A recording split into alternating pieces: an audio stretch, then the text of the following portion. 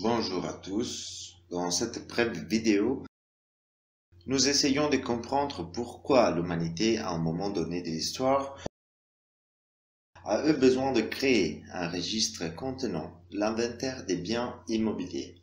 Ce terme dérive du grec katastos, qui signifie registre, d'où le mot italien catasto, en français cadastre, ou plus communément dit registre foncier, c'est-à-dire ce qui contient les identifiants, la nature des objets et les données personnelles des propriétaires. Le cadastre est né avec les papiers, même si certaines histoires les font remonter encore plus tôt. Par exemple en Égypte, où il était nécessaire de restaurer les lignes de propriété de la culture des terres après les inondations du Nil.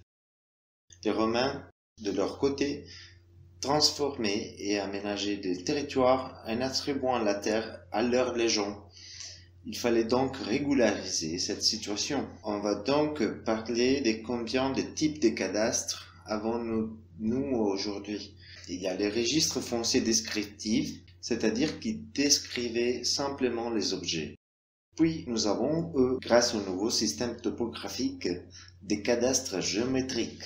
En plus de la description de l'immeuble, il y a un dessin descriptif, des cadastres pour les masses cultivées, pour les propriétés individuelles ou collectives. Allons-nous voir comment ce besoin s'est progressivement créé dans l'Italie d'avant l'unification. Avant l'unification de l'Italie, chaque petit État avait son propre registre foncier, des royaumes de Naples, l'État pontifical, etc. Tous ces cadastres étaient pour la plupart descriptifs. Ici, nous avons une image du cadastre napolitain où tous les biens étaient décrits. Ces cadastres étaient principalement utilisés à des fins fiscales. Évidemment, au Moyen-Âge, comme la propriété était assez restreinte à quelques personnes, le plus grand besoin était d'avoir les registres de combien de cultures étaient pratiquées dans la région. Là, on voit comment au XVe siècle, les municipalités toscanes ont introduit l'obligation de présenter une déclaration de propriété immobilière qui s'appelait gabella, gabella possessionum, en latin. Un autre exemple est le censo milanais, dont dérive aujourd'hui le cadastre italien. Il ressemblait beaucoup au cadastre autrichien, c'était le premier véritable cadastre à particules géométriques. Après ce moment, le relief du territoire a commencé à avoir une certaine importance. Carrément, les reliefs de l'époque étaient faits avec des instruments, par exemple, comme la tablette prétorienne qui n'était pas trop précis. Pour cette raison, il est encore aujourd'hui nécessaire d'organiser ces feuilles de plan cadastral d'une manière adéquate. Au fin de la propriété, les registres fonciers peuvent être probants et non probants. Autrement dit, les registres fonciers peuvent contenir ou non les données du propriétaire. La plupart des registres en Italie sont non probatoires, c'est-à-dire qu'ils ne constatent pas la propriété, mais la possession du bien foncier. Une partie du territoire italien, en revanche, celui de la dérivation austro-hongroise, adopte un cadastre probatoire.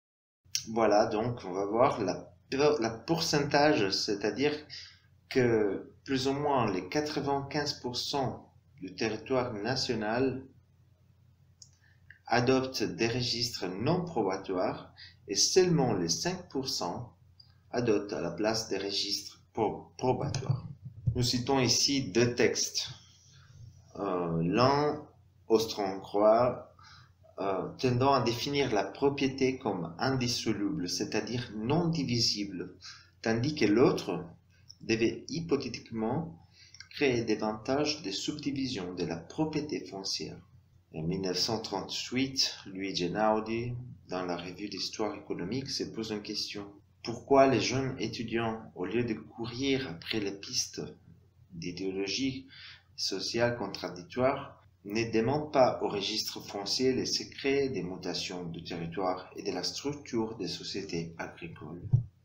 Einaudi lui-même réitère l'importance des registres fonciers pour régler divers problèmes sociaux. Einaudi lui-même réitère l'importance des registres fonciers pour régler les différents problèmes dans la société.